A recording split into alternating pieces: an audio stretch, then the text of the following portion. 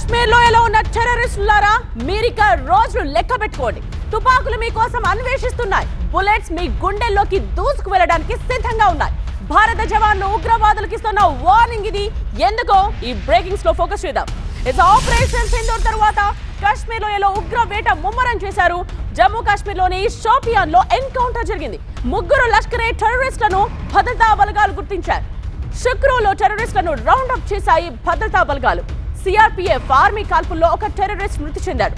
ఉగ్రవాదులు నక్కి ఉన్న ప్రాంతానికి అదనపు బలగాల్ని కూడా పంపించారు. షుక్రూలో ప్రస్తుతం ఎన్కౌంటర్ కొనసాగుతోంది. అయితే గత నెల 22న పహల్గాంలో టూరిస్టులను హత్య చేసిన టెర్రరిస్టులు వీళ్లేనా? ఆ టెర్రరిస్టులు షోపియాన్ దగ్గర అడవుల్లో నక్కి ఉన్నారా? వీటిపై ఇంకా క్లారిటీ రావాల్సి ఉంది.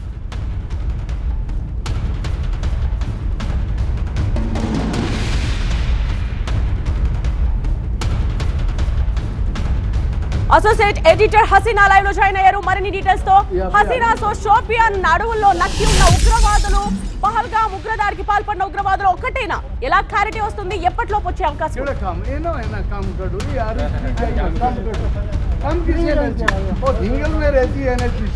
ఇప్పుడు మనం చూసుకుంటే నిన్న గత 48 గంటల నుంచి బార్డర్లో ఎలాంటి ఫైరింగ్ కానీ అవి జరగకపోయినా ఇక్కడ ఇన్సైడ్ కాశ్మీర్లో ఎక్కడెక్కడ ఉగ్రవాదులు ఉన్నారు ఏంటి అనే దానిపైన మొత్తం ఇక్కడ ఉన్న వాళ్ళంతా కూడా ఆర్మ్ ఫోర్స్, సిఐఎస్ఎఫ్ కానివ్వండి, బిఎస్ఎఫ్ కానివ్వండి, వీళ్ళందరూ కూడా ఉగ్రవాదుల్ని ఇంటెలిజెన్స్ అధికారులు కానివ్వండి పూర్తిస్తారు ఎక్కడెక్కడ ఉన్నారు ఏంటి అనే దానిపైన వాళ్ళని వెతికి పనిలో ఉన్నారని చెప్పొచ్చు.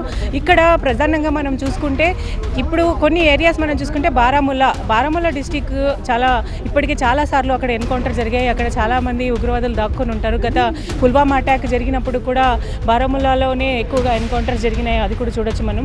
ఇప్పుడు జరుగుతున్న ఎన్కౌంటర్ అయితే సోఫియాన్ విలేజ్లో జరుగుతుంది. అక్కడ 4 ఉగ్రవాదులు నక్కి ఉన్నారని చెప్పి సమాచారం. వాళ్ళపైన ఫైరింగ్ కొనసాగుతుంది. ఇంకా వాళ్ళు మన పెహల్గాం దాడికి పాల్పడిన వల్ల లేకపోతే వీళ్ళు వేరే వాళ్ళ అనేది ఇంకా చూడాల్సి ఉంది. ఇంకా ఇన్వెస్టిగేషన్ కొనసాగుతుంది. ఇంకా ఫైరింగ్ అనేది కొనసాగుతుంది. ఎన్కౌంటర్ అనేది కొనసాగుతుంది. ఇరువైపుల నుంచి కూడా ఫైరింగ్ కొనసాగుతుంది. సో ఇక్కడ ప్రజెంట్ నేను చూసుకుంటే ఇక్కడ పూరి అనే ఎక్కడైతే బార్డర్లో ఉందో అక్కడ దాదాపు 400 పైగా ఇళ్ళు మొన్న జరిగిన దీంట్లో గాయపడ్డాయి. మొత్తం ఇల్లు అంతా కూడా పడిపోయిన దృశ్యాలు మనం చూస్తున్నాము. ఇక్కడ ప్రజెంట్ అందరూ కూడా శానిటైజేషన్ చేసి తిరిగి తమ ఇళ్లకు వస్తున్నారు. ఇక్కడ చాలామంది స్థానికులు ఇంకా భయాందోళన మధ్యనే గడుపుతున్నారు. వాళ్ళు అడుగుదాం, కబ్ హువా థా, కైసా హువా థా? ये 8 तारीख के रात को हुआ था ये शेलिंग। तो हम खाना खा रहे थे, तो खाने के बाद 20 मिनट के बाद हम निकले घर से, तो उसके बाद ये शेलिंग हुई, तो उससे ये नुकसान हो गया, डैमेज हो गया पूरा। कहाँ से आया था? कौन से? ये इस साइड से आया था। वो पहाड़ के पीछे? जी पहाड़ के पीछे से आया था। जब सीज़फायर हो गया अभी कैसा लग रहा है? अभी भी कहीं भी टेंशन लग रहा है आपको? टेंशन तो होगा। तो दूसरा सीज़ फायर से यहाँ के लोग बहुत खुश हैं। सीज़ फायर होना चाहिए क्योंकि नुकसान हम जैसे लोगों को, गरीब लोगों को हो रहा है। यहाँ पे हमारे साथ ये NHPC रहती है, ये तो बैंकरों में है। हम इनसे भी गुजारिश करेंगे कम से कम हमें तो बैंकर दें। खुद तो ये छुप के ये गांव को अडॉप्ट कर रहे हैं। जो इनका हमसाया करीबी गांव है, जिनकी ज़मीन है, जिनका सब कुछ है, उनको अडॉप्ट नहीं कर रहे हैं। यहाँ से छोड़ कर दूसरे गाँव को अडॉप्ट कर रहे हैं। हम इनसे भी यही रिक्वेस्ट करें। आज 5वां दिन है, ये इनमें से एक अफसर भी बाहर नहीं आया। हम इनसे भी रिक्वेस्ट करना चाहते हैं कम से कम आकर तो देखें बाहर हुआ क्या है। దాదాపు 400 ఇళ్ళు ఇక్కడ దెబ్బతిన్నాయి. మొత్తం అందరికి కూడా దెబ్బతిన్న ఇళ్ళకి 10 లక్షల నష్టపరిహారం కూడా ఇస్తున్నారు. మొత్తం అంతా షెల్స్ కానీ లేకపోతే డ్రోన్స్ కానీ పడిన తర్వాత వాటిని ముట్టుకోకుండా ఉండడానికి వాళ్ళంతా మొత్తం శానిటైజ్ చేసిన తర్వాత తిరిగి ఇక్కడ అందరినీ తీసుకుని వచ్చి ఇన్వెస్టిగేట్ చేస్తున్నారు.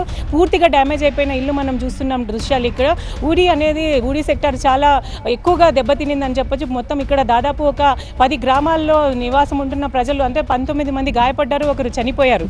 సో ఇదంతా కూడా పూర్తిగా దెబ్బతిన్న ఏరియాలో ప్రస్తుతం మనం ఉన్నాము. ఇప్పుడు అయితే ఓవైపు భారత్ పాకిస్తాన్ మధ్య దాడులు ఆగినప్పటికీ కూడా రాత్రి ఒక 48 అవర్స్ నుంచి ఎలాంటి ఫైరింగ్ కానీ లేకపోతే డ్రోన్ ప్రయోగం కానీ జరగకపోయినా బట్ ఉగ్రవాదం మీద మాత్రం పోరు ఆగట్లేదు. ఉగ్రవాదులు ఎక్కడెక్కడ ఉన్నా కూడా ఏరి పట్టి వాళ్ళని బయటకు తీస్తామని చెప్తున్నారు. భద్రతా సిబ్బంది ఇప్పటికే అదే పనిలో ఉన్నారు. ఇంటెలిజెన్స్ అధికారులు ఎవరైతే పెహల్గాం దాడికి పాల్పడ్డారో 5 ఉగ్రవాదుల్ని పట్టించిన వాళ్ళకి 20 లక్షల రూపాయలు కూడా ఇస్తామని చెప్పి కూడా ప్రకటించారు. ఎవరైతే వాళ్ళ డీటెయిల్స్ చెప్తారో వాళ్ళవన్నీ గోప్యంగా ఉంచుతాం చేస్తాము, వాళ్ళ డీటెయిల్స్ అని గోప్యంగా ఉంచుతామని కూడా చెప్తున్నారు. సో ఎక్కడ చూసినా ఆ పోస్టర్లు కూడా వెలిసిన దృశ్యాలు మనం చూస్తున్నాము. ఎక్కువగా ప్రధానంగా మనం చూసుకుంటే ఇప్పుడు బారాముల్లా కానివ్వండి, లేక ఎక్కువ ఉగ్రవాదుల కదలికలు ఎక్కడెక్కడైతే ఎక్కువగా ఉన్నాయో ఆయా విలేజెస్లో అంతా కూడా సర్చ్ అనేది కొనసాగుతుంది. పూర్తిగా ఇప్పుడు సోఫియాన్ అనే విలేజ్లో కూడా ఒక ఈ సమాచారం వచ్చిన తర్వాత ఎన్కౌంటర్ అనేది జరుగుతుంది. ఇక్కడ దాదాపు 4 ఉగ్రవాదులు దాగి ఉన్నట్టు మనకు సమాచారం. వాళ్ళకి ఆ పహల్గామ్లో జరిగిన దాడికి ఏమైనా సంబంధం ఉందా అనే యాంగిల్లో కూడా ఆ కోణంలో కూడా దర్యాప్తు కొనసాగుతోంది. సో ఇంకా డీటెయిల్స్ అందాల్సి ఉంది పూర్తి స్థాయిలో. మరోవైపు ఒకవైపు ఉగ్రవాదుల్ని ఏరిపట్టే పనిలో ఉన్నారు, మరోవైపు ఇలా ఇల్లు ఏవైతే ధ్వంసమై ఉంటాయో వాళ్ళందరికీ కూడా నష్టపరిహారం చెల్లించి ఇల్లు ఇలా ఉన్న వాళ్ళకి అంతా శానిటైజ్ చేసి మళ్ళీ తిరిగి ఇంటికి వస్తున్న వాళ్ళందరికీ కూడా సహాయం అందించే పనిలో ఉంది ప్రభుత్వం.